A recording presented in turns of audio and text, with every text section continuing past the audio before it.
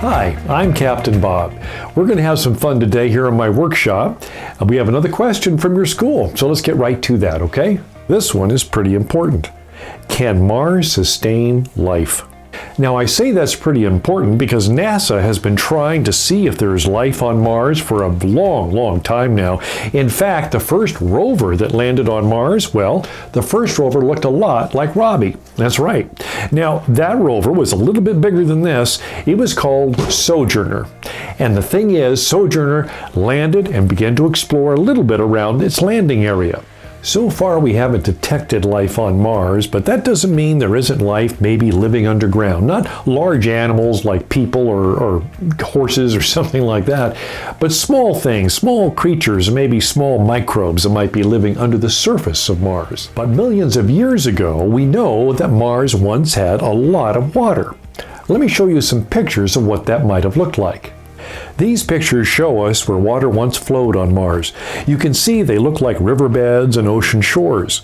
Now, over millions of years, the water evaporated from the surface. But even though we haven't found life on the surface, that doesn't mean there might be life still underground. That's why NASA wants to send astronauts and scientists and engineers to Mars so we can really look closely to see what's there. Both men and women will be going to Mars too. And if you like science, you just might be one of them. Now let me show you a video of what it might be like if you went to Mars and created your own place to live and work on Mars. I think that would be a lot of fun. Well, we'll head over now, and remember, this is the theater that's reserved just for you and me. So let's get going.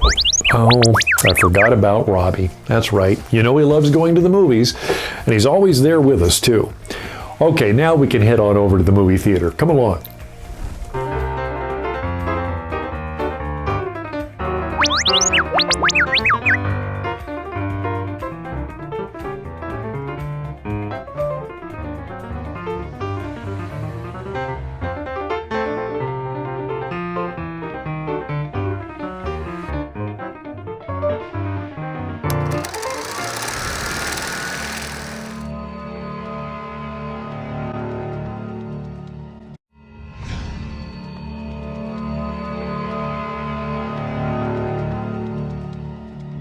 Things are looking good.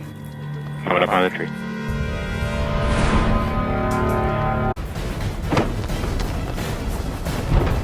The parachute is deployed. We are decelerating.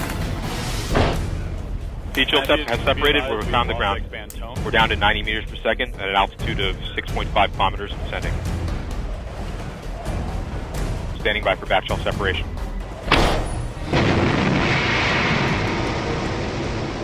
We are in powered flight. Sky crane has started.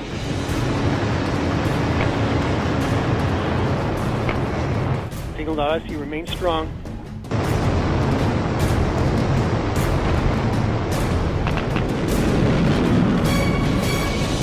Touchdown confirmed. We're safe on Mars.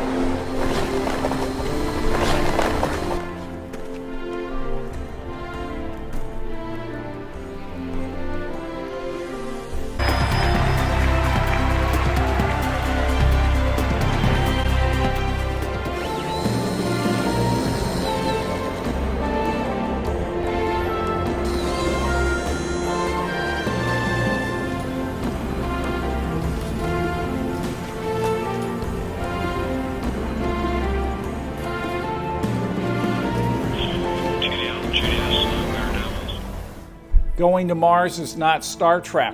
It's not go where no man has gone before, as they say.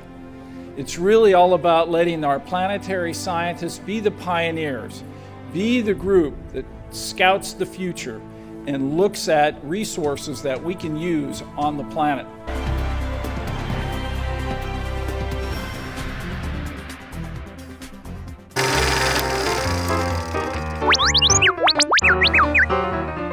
It's always a lot of fun to go to the movies, isn't it?